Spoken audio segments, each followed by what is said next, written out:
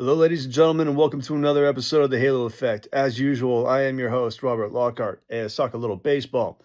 Well, I'm sure you pretty much have heard over the weekend, the Angels have acquired Josh Lowe in a three-team trade with Tampa Bay and Cincinnati, while sending away Brock Burke. Now, this is another upside acquisition that Paramnasians made. Josh Lowe is a guy, he's a toolsy outfielder. However, he has been injured the last couple of seasons, which is why he hasn't been able to live up to that 2023 version of himself. That's not good. You're basically acquiring another injury prone outfielder. Is that what we're going to do?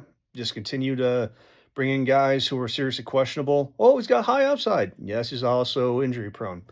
Awesome. Fantastic. And in the meantime, one of our most reliable arms is on his way to Cincinnati. Good job, Perry. Now, I don't understand this strategy entirely. I mean, the main strategy for you guys is always quantity over quality players. But this new one with nothing, we want upside. We want guys with upside. Okay. Well, let me ask you something.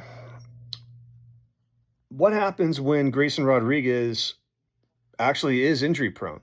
What if those bone spurs don't solve nothing? What if he's always hurt? What if he spends half the season on the injured list? Then what? Alek Manoah's got amazing upside. What happens if he doesn't regain his control? That was the big problem, is he didn't have his control. His control was gone. Uh, the guy we got from Boston, what happens if he doesn't live up to his numbers?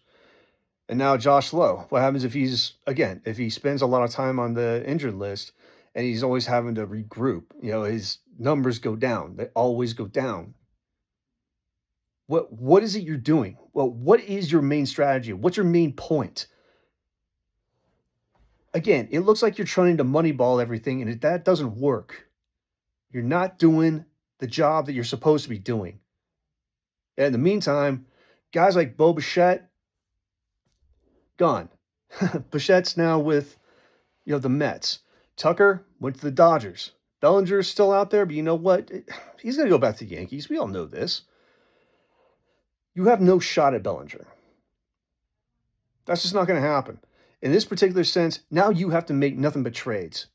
Constant trades on a constant basis just to rebuild what you need, to put in place the players you need. But you're not going to do it. Basically, what you're going to do is you're going to rely on the coaches, although good, great coaches. You're going to rely on them to basically bring up the players that you already have. You really think that's going to work? You may increase your wins by about 5 or 6, but in the meantime, you are still going nowhere close to where Seattle is, where Houston is.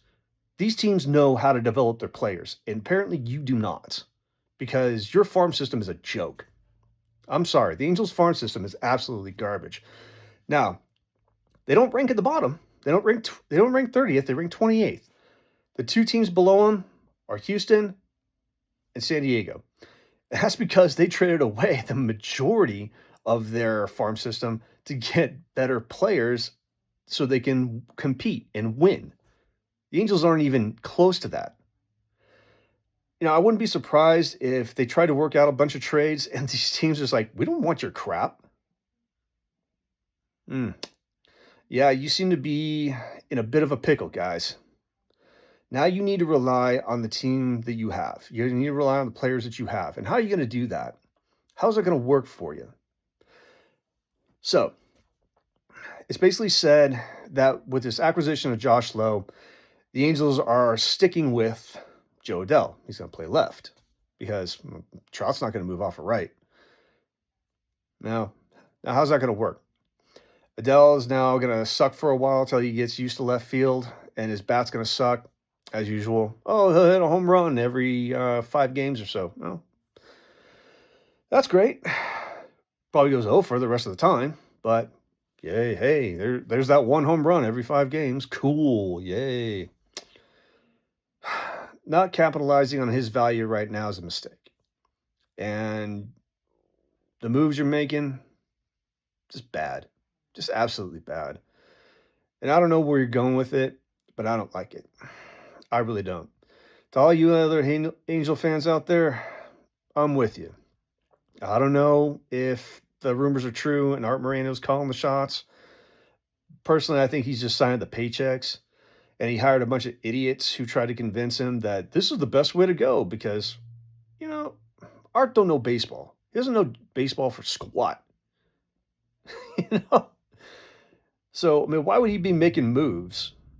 He doesn't know baseball. He doesn't know the strategy of it. He doesn't know how to acquire players properly. It's got to be Minazzi and a Carpino. To me, that just sounds like the way it is. And again, if Art Moreno is the one who's kind of pulling the strings, you know what? I'm going to be right there with you. Just sell the team, man. Bring in guys who know what they want, know what they're doing, and know how to get it done. So, that said, it's another questionable move.